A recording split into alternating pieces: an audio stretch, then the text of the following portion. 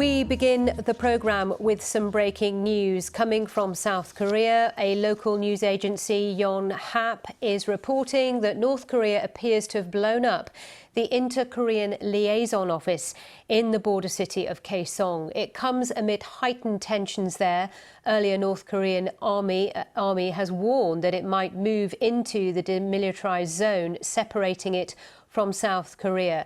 Now, a row has been brewing over what the North says are propaganda messages flown across the border in big balloons. These are leaflets coming over from South Korea by defector groups based in the South. Now, the liaison office was set up to reduce tensions between the two countries, but recently North Korea stopped picking up the phone, so all communication ceased in recent weeks. Well, later on in the programme, we will be talking to our correspondent based in Seoul, Laura Bicker, who is currently filing and getting the very latest on this situation. So tensions rising on the peninsula there. And as I say, we'll have more on this story a little later in the programme.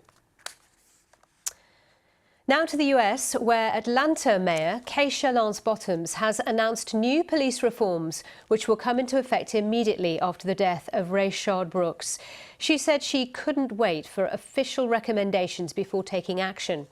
Police will now be required to de-escalate situations with suspects and intervene if a colleague is using excessive force. We saw the worst happen on Friday night with Mr. Brooks. It angered me and it saddened me beyond words.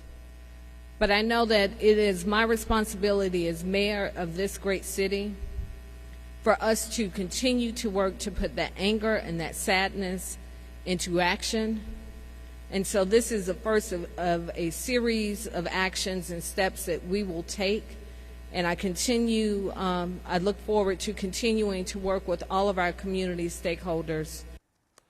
That's the Atlanta mayor. Well, all this comes as President Trump is expected to sign an executive order on police reforms today during a ceremony at the Rose Garden at the White House. For more on that, here's our North America correspondent, Peter Bowes. The President is planning to focus on police misconduct, and a big thrust of this executive order is the setting up of a national database effectively to track those police officers who've been guilty of misconduct. And the idea seems to be to stop those officers, perhaps they've been sacked from their jobs in one district, from moving around the country and being re-employed. Another aspect of this order is the encouragement of police forces around the country to deploy social workers to work alongside police officers in situations that are not violent. So it might be dealing with a drug case or dealing with a situation involving homelessness, a situation that may involve mental illness. And the main thrust appears to be, according to officials in the White House, to bring the police closer to communities. And quite significantly, this will not involve any defunding of police forces. And we've heard about that, of course, in Minneapolis, where local councillors there plan to effectively break down their police force and rebuild it with something else that is more community-based. And for the Black Lives Matter movement, how significant is this scene for them? Is this a big step forward that they've been looking for? I don't think it's the big step forward that they've been hoping for. There may well be critics, and let's see when we hear more detail later in the day from the President. May well be critics that say that the President isn't going far enough. But it is just one strand. And of course, the Democrats in the House of Representatives have put together their proposed legislation that could involve the banning of chokeholds. That is legislation that would have to get through the Republican-controlled Senate. Later this week, senators, Republicans, will be putting forward their own proposals as well. So multiple strands here, and it really does remain to be seen whether it answers many of the criticisms that we've been hearing over the last 3 weeks from Americans who've been taken to the streets. Peter Bowes there in Los Angeles. Well, let's return to our top story. And local media in South Korea is reporting that the Inter-Korean liaison office, this is in the border city of Kaesong, has been demolished by North Korea. Those are the reports that have been coming through. Let's talk this through with Laura Bicker, who's our correspondent based in Seoul. Laura, what more can you tell us? Well, we've heard from the Ministry of Unification here. We've got confirmation that at 14:49 local time there was an explosion at the Inter-Korean office on the border town of Kaesong. Now, we understand that smoke can still be seen billowing from the site, and there was a loud explosion, according to South Korean media. We've seen some of the pictures coming in on many of the media outlets as I'm talking to you.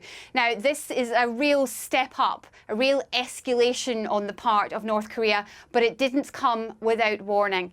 At the weekend, Kim Jong-un, the North Korean leader's sister, Kim Yo-jong, released a blistering statement in which she threatened the destruction of the Inter-Korean office. It's very much a symbolic office. There's been no one there since January due to COVID-19 restrictions, but it was set up during a détente with Seoul, between Seoul and Pyongyang in 2018, after that historic summit between President Moon of South Korea and Kim Jong-un of North Korea. It was set up with the purpose to allow the two Koreas to communicate.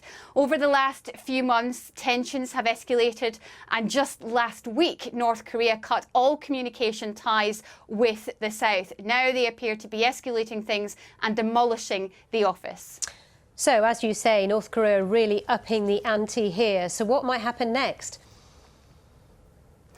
Well, it's interesting because just a few hours earlier, the North Korean military released a statement saying that it would step up its plans, and it had plans to perhaps increase its presence in the border area. Now, again, back in 2018, they blew up guard posts, 10 guard posts each, along that kind of heavily fortified border along the DMZ. Now, when they did that, it was with the aim of creating a peace zone in this heavily fortified border in years to come. And President Moon here in South Korea called it irreversible peace process. Well, it seems that the North Koreans are testing that now. The threat from the North Korean army was that they would go back into these areas that they vacated in 2018. So we're going to be watching that area carefully. We know certainly the Ministry of Defence has said that they're stepping up intelligence, and they're also stepping up the command of that area. And certainly Seoul will be watching to see what happens next. OK, Laura, we will speak to you very soon. I'm sure Laura Bicker based in Seoul for us.